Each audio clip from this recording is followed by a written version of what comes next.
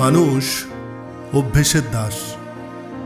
যেমনভাবে তৈরি করবেন তার সাথেই অতপ্রতভাবে জড়িয়ে যাবেন।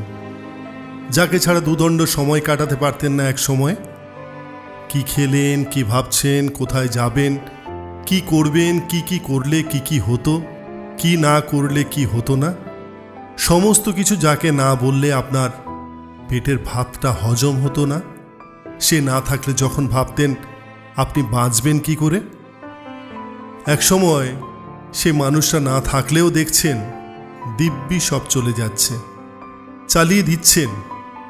আসলে আপনি তখন নিজের উপর নির্ভর করতে শিখে গেছেন, নিজেকে নিজের মতো মানিয়ে গুছিয়ে নিয়েছেন, নিজের কথা নিজেই ভাবতে বুঝতে শিখে গেছেন। সেই ওই যে মানুষ অভ্যেসের দাস, এখন এটাই আপনার অভ্যাস হয়ে গেছে। আসলে এই নির্ভরশীলতা সব সময়ে প্রেমের সম্পর্কেই যে হতে থাকে তা কিন্তু নয়। সেটা ভাই বোনের সম্পর্কেও হতে পারে, বাবা মায়ের উপর নির্ভরশীলতাতেও হতে পারে, বন্ধুতেও হতে পারে। মানুষের মুখে বলা সবচাইতে বড় মিথ্যে কথা কি জানেন? আমি তোমাকে ছাড়া বাঁচতে পারবো না। চরম মিথ্যে কথা, বিশ্বাস করুন, চরম মিথ্যে কথা। আসলে কেউ কাউকে ছাড়া মরে না, দিব্যি বেঁচে থাকে, বরং খুব আনন্দের সাথেই বাঁচে। কারোর জীবনের ছন্দই অন্য কারোর জন্য থেমে থাকে না, বয়ে চলে আপন ধারায়। শুধু কয়েকটা দিন তার থেকে নিজেকে একটু সরিয়ে রেখে দেখুন, আপনাকে ছাড়া তার কোনো কিছুতেই কোনো সমস্যাই হচ্ছে না, কোনো কিছুই থেমে নেই তার জীবনের।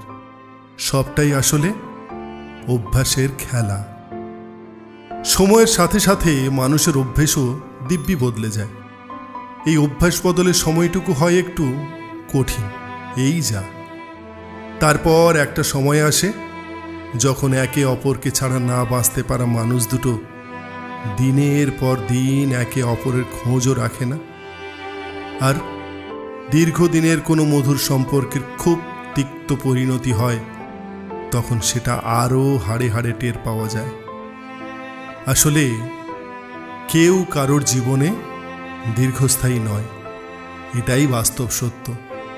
কেউ কারোর জীবনে অপরিহার্য নয়, এটাই চিরসত্য। দুদিনের এই নাট্যমঞ্চে আমরা এক একজন দক্ষ নাট্যকর্মী, বুঝলেন? এই নাট্যমঞ্চে আমরা এক একজন দক্ষ নাট্যকর্মী।